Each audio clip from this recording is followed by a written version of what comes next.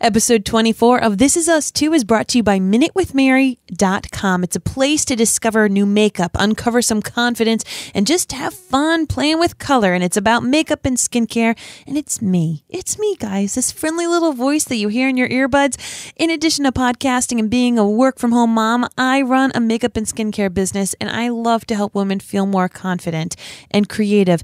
And I want to connect with you. So search the hashtag MinuteWithMary on Facebook, and I'll chat with you.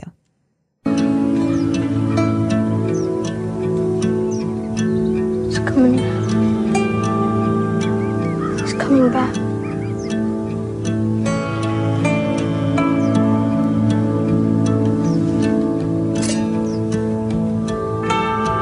He's coming back.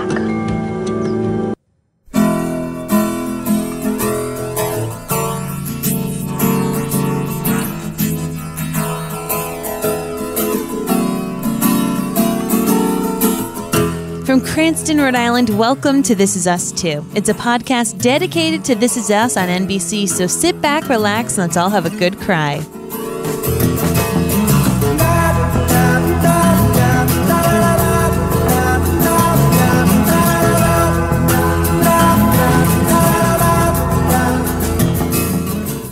Hello everyone, and welcome back. My name is Mary Larson. My name is Blake, and I'm a big fan of camping. Big fan of camping. You? Yes. You? Love camping. All about the camping life. I'm a big camping guy. And by big camping guy, you mean you like to camp in a big camper. Well, I never said what kind of camping. I may be more of a fan of glamping. Yeah. But I still love camping nonetheless. Yes. Listen, I've done the whole camping thing, and I love making fires. I'm using air quotes. Because I've gone camping, quote unquote. I've gone camping too. Wait. What are you trying to tell me? You've gone camping with me? Have you ever yeah, we went camping. We went camping. Have I ever what? We'll have this discussion later. Okay, fine. You glamp. You don't camp. I love you dearly. I make fires and stuff. You put gasoline. I do hot dogs. You took the gasoline and squirted all over it. It wasn't gasoline. Whatever it was. And charcoal starter. And it pissed me off because I couldn't get the fire started. You're a glamper. It was a one-time deal. One time I used the lighter fluid.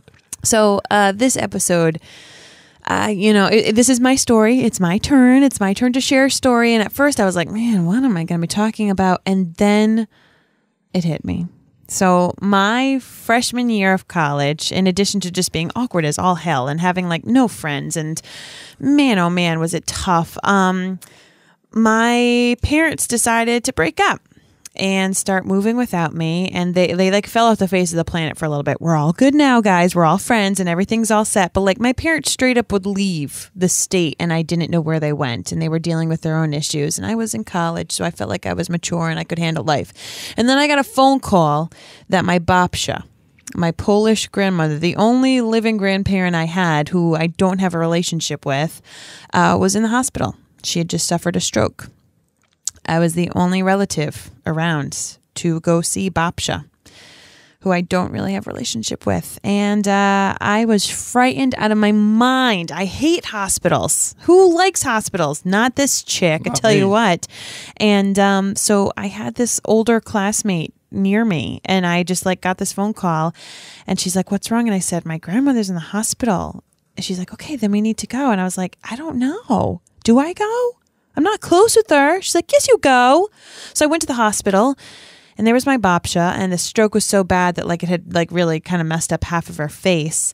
And in typical Polish, did I say Portuguese? You said Polish, I promise. Okay, good. In typical Polish Babcia fashion. You are anything but Portuguese. She looked at me and she goes, where the F am I? But it was messed up mouth. Yeah. Everything. And she didn't know who I was. And I was like, hi, Babcia. It's Mary. I'm going to try to contact my mom, but everything's going to be okay. And it's really weird to have to be the person with someone in a hospital and you're not even close with them.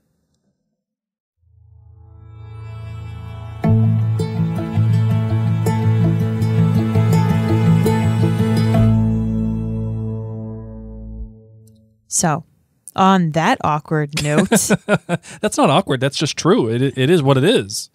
God, I can't even imagine that. right? Having to go see somebody that you don't even know in the hospital. Right? I go to see on my meme in the hospital. I knew her and I didn't even want to go. Oh my gosh. Nope. I don't do well in those That's the situations. second time I've mentioned meme on this podcast. Meme. Little did we know Meme was going to be getting so many shout outs. So We let's got get into the Babcias show. and memes. Can't just have a grandma. Nope. Let's get into the episode details because actually this episode is not this dramatic. The episode title is Brothers. And I think we can all tell the reason why. It's actually dealing with Randall and Kevin, how they both relate to each other early in their childhoods and then also in their later in their adulthood. But mainly we discover the fact that Jack has a freaking brother What? at the end of this episode. Right? So we'll get into that in a little bit. But that is... Mind blown. Right? Mind blown. The director was Glenn Ficarra and John Requa, the producers of the show, and also the A-list A directors, who they have actually directed the pilot, Kyle, The Pool, Memphis, and the one of the previous episodes of season 2, Deja Vu. And the writer is Tyler Benzinger. Now, if you don't know him, that is okay.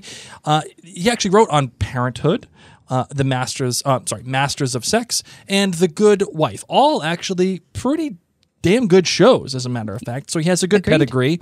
And he became a co-executive producer of This Is Us for season 2. And this is his one and only episode for This Is Us. And based on his pedigree that he has here and the job that he did on this episode, I can firmly and confidently say that he's a pretty damn good writer. I'm not going to lie about this I concur. What are you giving for your lemonade My rating? lemonade darling? rating for this episode is a nice, solid 4.6. It was a good Wow. episode, but I didn't cry. So, but I really enjoyed it. I did enjoy it. So 4.6. I cannot believe that this is happening. I Tell think me. this is a first Ever in ever life? in the Mary and Blake Media podcast history. Tell me what's going on. I'm going higher than you. This is a first, This I is believe. a total first. I'm giving a 4.7. Look at that. 4.7 lemonades. I quite liked this episode. I loved the direction of this episode.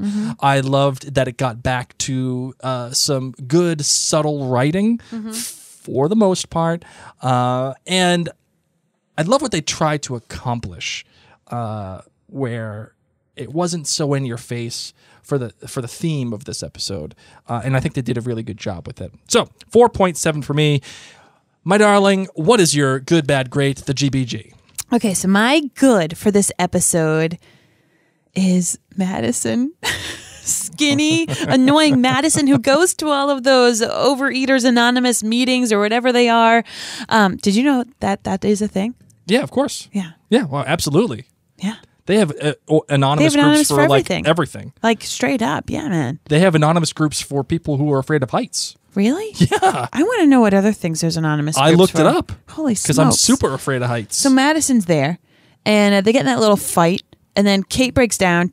Who does she freaking tell? The first person that she's saying that she's pregnant to? Madison.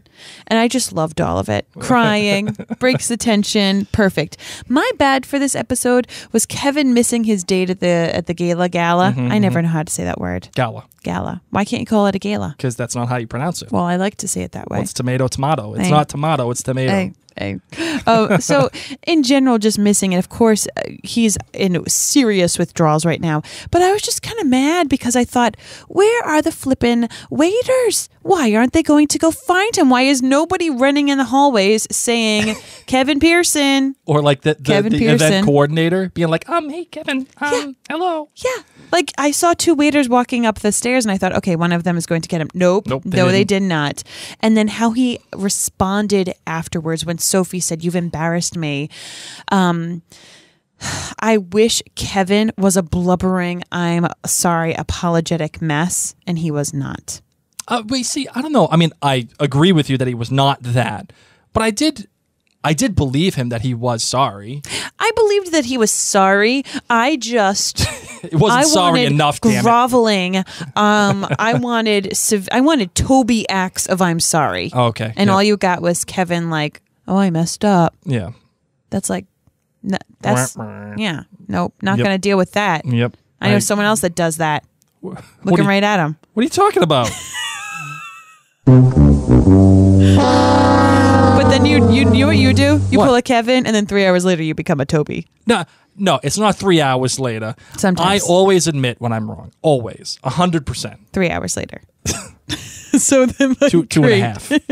my great is Randall's notes about how to interact with Kevin. To bring up the Karate Kid. Oh. Do not ask Kevin for his Game Boy. Oh. This right here, if any of you were uncool in school, you might have done this. I know that I did this. I did mental notes, like how to talk to the cool kids. I know, but that's the problem. Is like I am such a nerd that I would like worry, okay, if I'm going to go hang out and sit, if I have like a group project with the cool kids that I would like to be friends with, what can I talk about? Because the only cool record I had was TLC, Crazy Sexy Cool. And then as soon as my mom heard them rapping about Monkey Wrench, she took it away and it was back to Disney. Monkey Wrench. So when Randall had those little notes, it took me back to middle school. And I am not the coolest person that I know. So I felt you, Randall. Big high five. Big high five to the nerds. What's that? What is that? It's from Nerds. Remember the movie Nerds? No. An ogre? No, because nerd people probably don't watch it because we know that we're being made fun of. You don't even know. You even have... No. See, because you were a jock. You were a jock. You would have made fun of me. I definitely would have made fun of you. Absolutely would have made fun of you. Marching band for life, man. Oh my God, nerds! That's gonna be. I'm gonna put. That's gonna be my new sounder, the nerd one. Anytime you say something like that. No, thank you. I've been mortified enough, including marching front row freshman year with my fly down.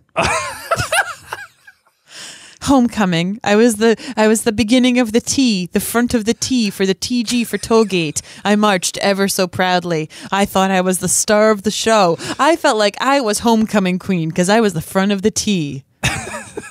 On the bus ride home, my friend told me my fly was down the whole time. That was so abrasive. All of this is terrible. Stop. I'm quivering, and you just like hurt people's earbuds with that. Oh, sorry, I had to. Had to. All right, listen. You're gonna have to fix that in post. That's gonna hurt somebody's ears. It hurt my ears because us nerds are delicate. Listen, I do love you very much, and as much as I make fun of you for being a nerd, you are my nerd, and I'm your nerd, and we're the best together. So we're all in this together. We're all in this together. There you go. I shouldn't sing. No, you shouldn't. The good, bad, great for me was listen, first, good. You know how I feel about visual storytelling. I mean, I think all of you listeners know, and my wife definitely knows. But there is this one shot at the beginning of the episode where Kevin is looking in the medicine cabinet for any amount, anything he can take for medicine. And while I'm not a huge fan of what the show is doing right now with Kevin and the pretty boy becomes a pill addict or whatever, I think that's a little cliche in my opinion. But what I'm getting at is this: there's a great shot of him as he is closing the medicine cabinet door. And when the door is closed and the camera pans, it actually moves over to his right, and you can only see half of his face in the mirror. And it's like he's looking at the ugly half of himself, the one that as it reflects back in the mirror, the one that he doesn't want to confront. Look at you getting so deep. I love this kind of writing and visual storytelling because it brings your visual mind, it adds visual vocabulary to This Is Us when you don't have to use a dialogue. You don't have to write words or dialogue for this kind of information. The beautiful part of TV is that you can use pictures. You can use pictures to tell you what you need to do. And you can build a framework of who and what you are watching when you watch something like this. Yep. You immediately see the battle within Kevin as he's closing that door, seeing half of his face. The bad. Listen, I thought I was going to hate the Kate and Madison fight. Yep. And I called it. I called that they were going to bump. They're gonna do. Yes. They were gonna bump Bumpus. I'm like, oh, just don't get into a car accident. Mary's like, no, she's pregnant. You can't do that. But I called it, and I felt like the fight was forced. It didn't feel right to me. But the result of what happened, the result of Maddie and Kate made sense to me. So I can get on board with it, right? I can understand because the joy of pregnancy is real. I can feel that. But Kevin's story this season so far is just driving me nuts. Are you serious? It's driving me nuts. And like why? The whole thing of him like missing the ceremony because he's trying to get pills and like I don't know. I don't know. I just feel like it's a giant cliche. Why do you think enjoy it's a cliche? Because he's handsome? Because he's a handsome actor who falls apart, becomes addicted to pills. It's like I think you're missing the hereditary like alcoholism in the strong male figure in the Pearson part. I don't think I'm missing it. Okay. I don't think I'm missing it. I understand it. We've actually talked about it a number of times, especially in the Sylvester Stallone episode, right? But in this episode, Jack's waiting with the can of worms in the car while his dad's getting smashed. So I think it's really trying to show you that like these Pearson men have this dark, addictive side. Sure. And so frequently people like push aside that addiction can not be passed down. And yet time and time again, it does. I agree with all of that. I feel like there's a better way to tell this story. I feel like there's a better way to get the addiction story told for Kevin because I agree with you thematically. It makes sense. I think you're being negative. Okay, I like it. That's Yeah, fine. no, I know. That's why it's my bad. I know. And my great. I actually thought that we were going to get this whole thing between Kate and Rebecca and Stanley, who's Jack's dad. I thought we were going to get this whole meeting where they're like, oh my God, it's my granddaughter, and oh my God, it's so good to meet you. I don't know why Stanley's talking like this, but it's so good to meet you, Rebecca, because you're my husband. You're my Why is he husband. a girl? I don't know why he's talking like this, but you're like you're my son. You're my son's wife, and I just feel like it was gonna go down that road. Nope, but it didn't. It went down the Babcia route. Listen, as someone who's been in that situation, I was like, I know how this is going to work out. Weird. I was very happy that it didn't go down this road. That there was this big reconciling moment between Rebecca and Stanley and Kate and the whole thing. I'm glad it didn't do that, and I'm glad that they had Rebecca kind of not give Stanley the business, but tell him right before he dies, your son became awesome. Yeah, and I didn't feel it like giving him the business. I think giving him like this gift before he dies. Well, that's what I'm saying. Like it wasn't giving him the business, but it was something like, just so you know. Yeah, like, he's amazing. Despite everything that you did to him, he is amazing. Especially in flannel. So, my love, what did you think about this whole thing, and where do you want to start? I want to go camping. Okay, let's go camping. Because I'm a big camping guy. Glamping. Jack Pearson, however, is a pink camping guy. And you know what I love about Jack? So we're talking about these traits that have been passed down, the addictive personality type that has been passed down through the Pearson men.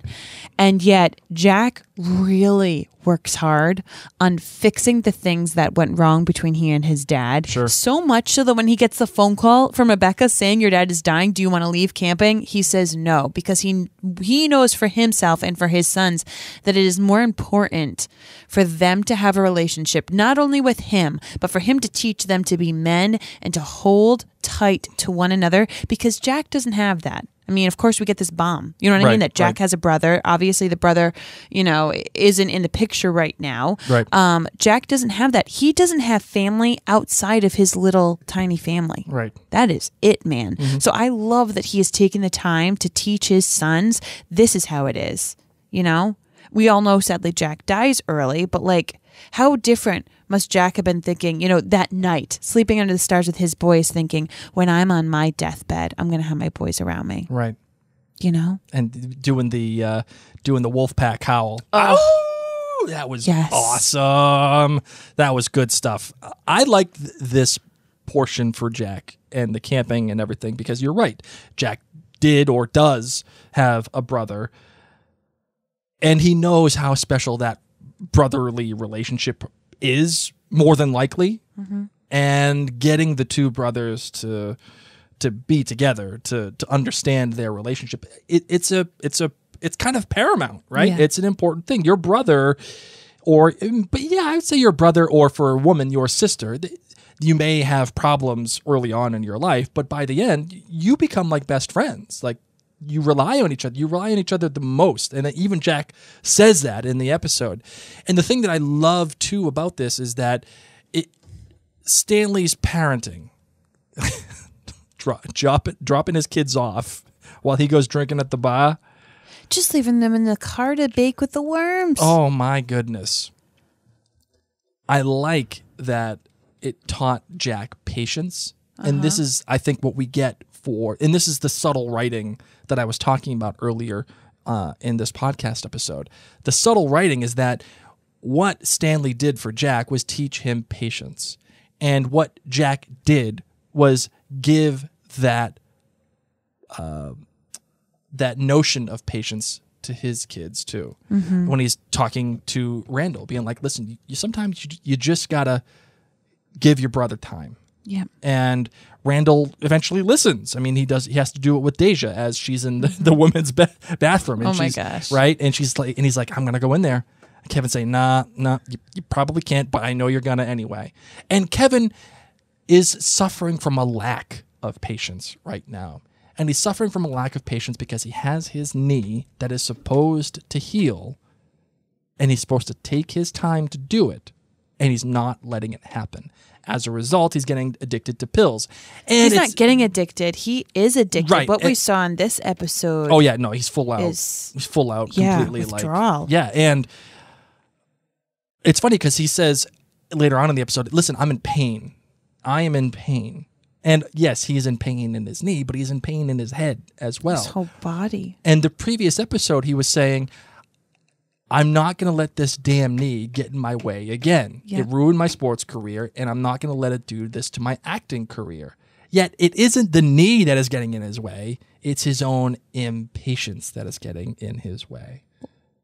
Now it's his addiction. Well, yeah, but the impatience, the result of the impatience is the addiction. Correct. Right? But now he has like a completely different illness to deal with. Yes. And that's what's terrible, is that it opened the door for this dark illness. And allowing the story, I've said it 1,000 times already, allowing the story to tell itself with these flashbacks is fantastic, right? Because when you see the early car, right, and you like the 1940s model Ford, right, and it's driving down the road, and it almost has like the sepia tone, yes, to the Instagram filter, yeah, to the camera, right? It almost has this sepia tone to it, or the colors have been dulled down a little bit. Yeah, it instantly that it's Jack. You know instantly that it's him dealing with his dad. And having him in the car sitting alone watching his dad saying, he's going to come back. Oh. He'll be back. And that's why we played this at the beginning of our episode. He'll be back. He'll be back. This kid that loves his dad, wants his dad, isn't getting anything. But having that juxtaposed against his own adult life with his kids and being there for his kids, that's what makes This Is Us so special, in the ability to tell its own story. Having the confidence in its own timeline and having the confidence in its own ability to tell those timelines to its viewers and trusting the viewers is a huge asset. A huge asset. It's been a great storytelling device so far for This Is Us. You know, going back and forth from those camping scenes to the gala scenes, making sure I'm saying that word right. That's my girl. It was awesome because here, you know, hopefully that Kevin reading Randall's notes is just the beginning of him treating him differently. I mean, we've seen them as teenagers and they've had to, you know, they have their own battles then, but seeing Kevin and Randall grown up, and how Kevin, even though he is drunk as can be, he is in the middle of withdrawal, not even the middle, the beginning of withdrawal, he still is able to like be there next to his brother. You know, their bonding throughout this season has been extraordinary, and I've loved watching it. So Kevin. Oh, by the way, can we just talk about Sophie real quick? Yeah, I was just Oh, sorry. Definitely not long for this world. Poor Sophie. She is out. You know what Sophie needs? What? She needs some big old Scott to scoop her up and say, let's go to Scotland. I'm going to wear my kilt all day. I'm going to treat you like the princess that you are. All right? Get her own Jamie from Outlander. I'm gonna do things to you didn't even know existed. Right? Might have read about it in a little book called Outlander. That's what Sophie needs right now. Poor thing. The love of her life, really, honestly, the love of her life is not going down a good road. And she does, I feel terrible, but she does not deserve to be in a somewhat newly kindled relationship with an addict. Yeah. And I think on a story level, there's no way that Sophie's sticking around because... I mean, she is a nurse. If there's anyone who can, like, understand... Or help. It would be a nurse person. The problem, though, is that she's living in New York and he is in L.A. I don't think he has any intent on staying in New York. I think he's going back to L.A. Well, if he gets a job... That's what I'm saying, right? So they're going to have this long-distance relationship. He's already going to be screwed up. He's already missing... He used to go to rehab. He's gotta make me go to rehab. Absolutely going back to rehab, by the way. Absolutely. Maybe they have a place in New York. Maybe they get to do drumming. I would hope so. Maybe he has to have his own drumming moment. And then he has his own breakthrough. There's our hot take. I certainly hope so. That's a good hot take for you. I just don't think, because... we've talked a lot here about, on this podcast and other podcasts that we do about character. The whole point of watching a television show is to have character moments. Those are the things that you build your show around, right? It's not necessarily just plot. You don't want it to be plot all the time. You want it to be something that you can grasp onto as characters. And I've kind of gone back and forth on this. I'm not sure if it's character that's most important. It's relationships that are most important. Yeah. Seeing one character and how they interact with another character, right? Like Shrek, right? I don't know why this is the first thing that came to my mind, but Shrek, right? Shrek is not a fun character until he meets Donkey. Correct. And then Donkey is the one who brings it out of Shrek. So that's what I'm getting at, right? or until he meets Fiona. Correct. That's that relationship. That's what makes the movie Shrek work. Yep. Okay. And that's what I'm getting at with this. I don't think that Sophie and Kevin are doing anything to change each other right now, other than the fact that they are there. And that's why I don't think that she's sticking around for much longer, in my opinion. Okay. What do you think about Deja and Randall? I think there was a major breakthrough. I mean, the whole shrimp thing was a little scary.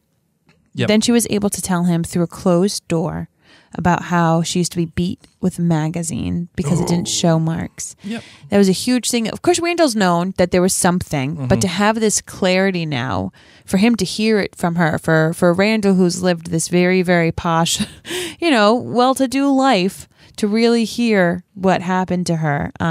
Not that his whole life was posh, but now in his adult years.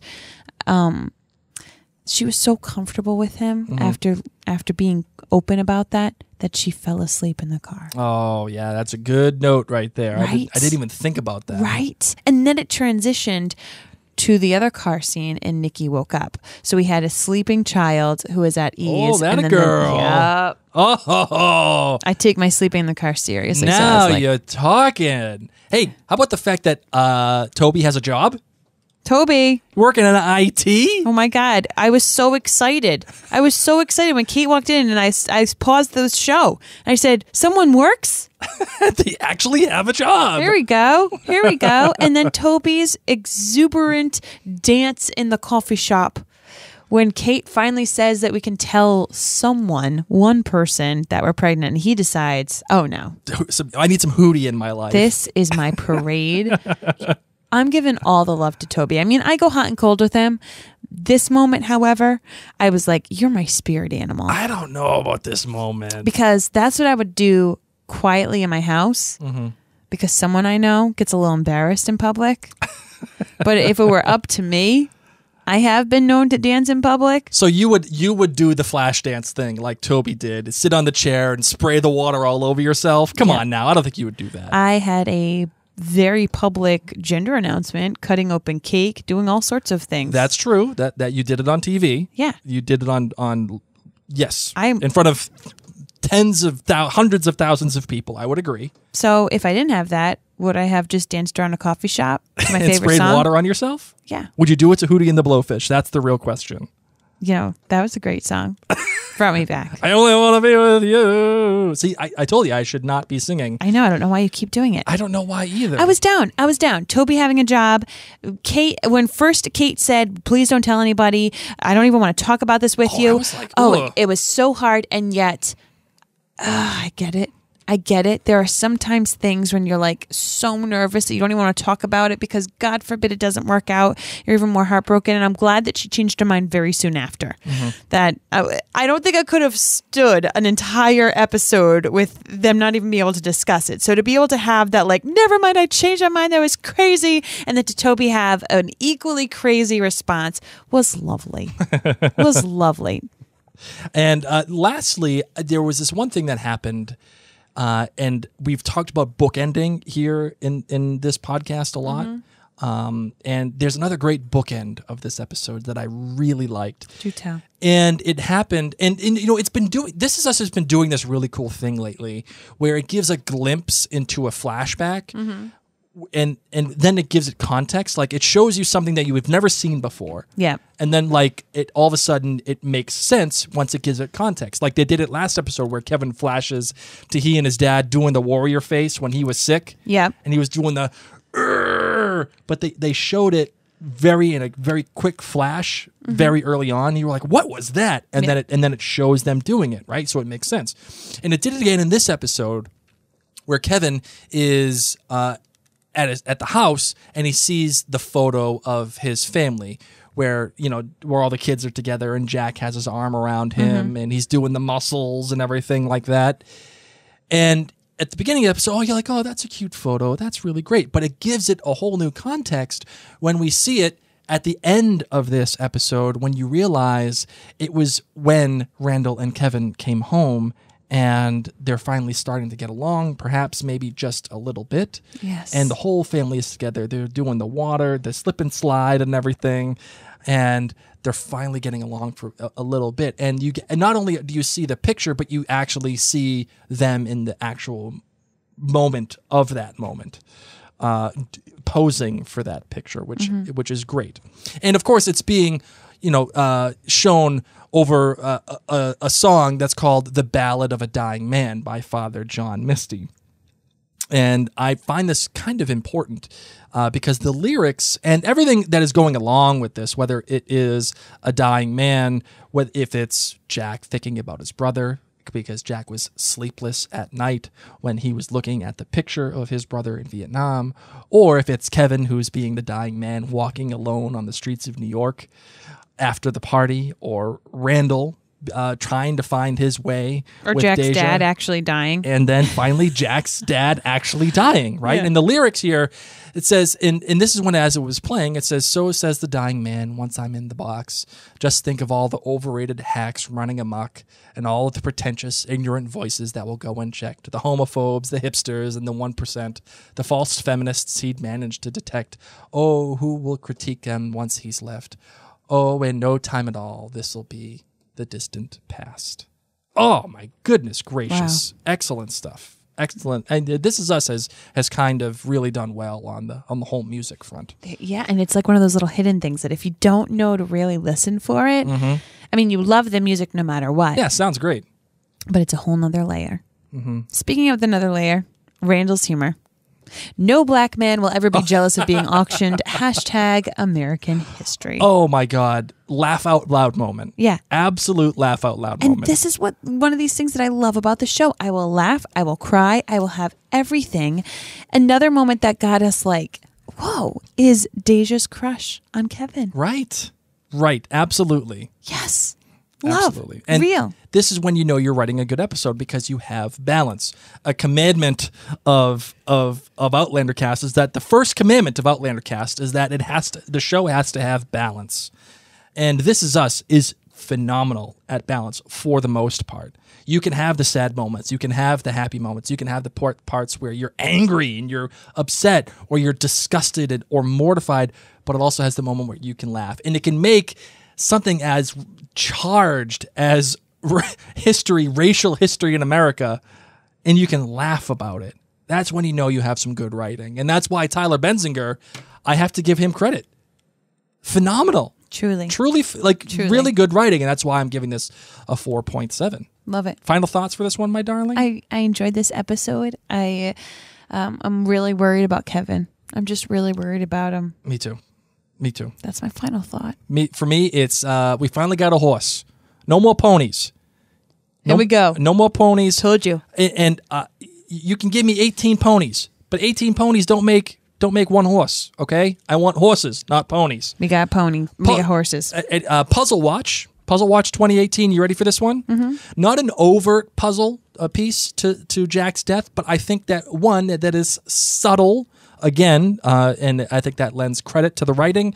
Jack's dad, Stanley, dies of cirrhosis of the liver. Yeah. Which is what you get when you drink too much. Yeah. It basically really screws you up, and it's essentially liver failure, right? Yes.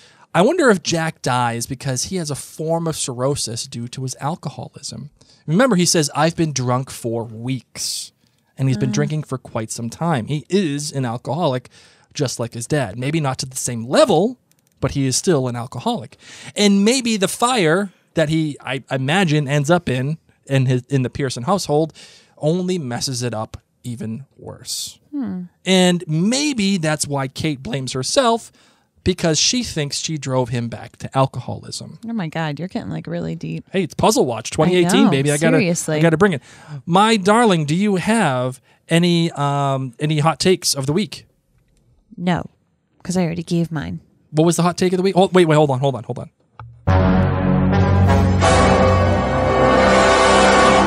Mary Larson, your hot take of the week. What it was. I mentioned it earlier, and you were like, that's Kevin? Really good. Something about Kevin? Yeah. What was the hot take? I can't remember. That he's going to go to rehab and have his own breakdown moment. Okay. That's Mary's hot take of the week. I actually have two hot takes. Kate and Madison, rather. Yeah. Going to be besties from now on. Besties? No. They're absolutely going to be besties. Yep. No. Goodness. Well, Kate needs a friend. They've set it up so that they hated each other in the first season, and in this, they have the big confrontation. She tells her that she's pregnant. They finally get along. She's like, oh my God, Kate, it's so great. It's amazing. No. Remember, it's all about relationships. Kate doesn't need a messed up friend. Madison's crazy. Madison is going to bring out something in Kate we haven't seen yet. Maybe drumming. And my second hot take of the week, and this is really the hot take of the week, is Jack's brother, I think, died in Vietnam, which is why we have not seen him, which in my estimation probably isn't a huge revelation. But the scene we saw of Jack getting out of the helicopter is the moment where his brother died. Stop. Which is why he's so messed up, which is why he was thinking about it as he was doing the boxing to Landslide by Fleetwood Mac. Yeah. Because he lost his main connection to his family and friend, which is why he cannot cope with his feelings, and which is why he drinks, which is why camping is such a special bonding moment for Randall and Kevin, potentially because Jack knows it, and this is what happened to he and his brother in Vietnam. Oh, stop. Perhaps being in the war is what drew them closer, and he loses his brother the moment that he finally gets close to his brother. That is my hot take of the week. Are you ready to close out this show, my darling? All right, let's close it out. We want to thank you all so much for continually writing written reviews in iTunes. We know that the show is an off season. We know that it's coming up soon. And when you write these reviews, it makes us smile. So this time I want to give a huge thanks to Econ Lovers. review said entertaining and worth the listen. A great podcast to listen to and refresh your memory before the third season. I love listening to their hot takes and I'm surprised by how much they predict correctly. I especially love their personal stories and Blake's TV knowledge. I came from Outlander land, but we'll listen to whatever they do except Lost. Sorry, Blake. Hated the show. Thank you, Econ Lover. And guys, please do take the time, especially as we get close to the third season. Getting these written reviews mean more now than ever. Well, for now, my name's Mary. My name's Blake. And this is Us Too. Hey, an Econ Lover, guess what I got for you? We have to go back, Kate. That's what I got for you. Lost is the best. Lost is the best. This is Us Too, guys.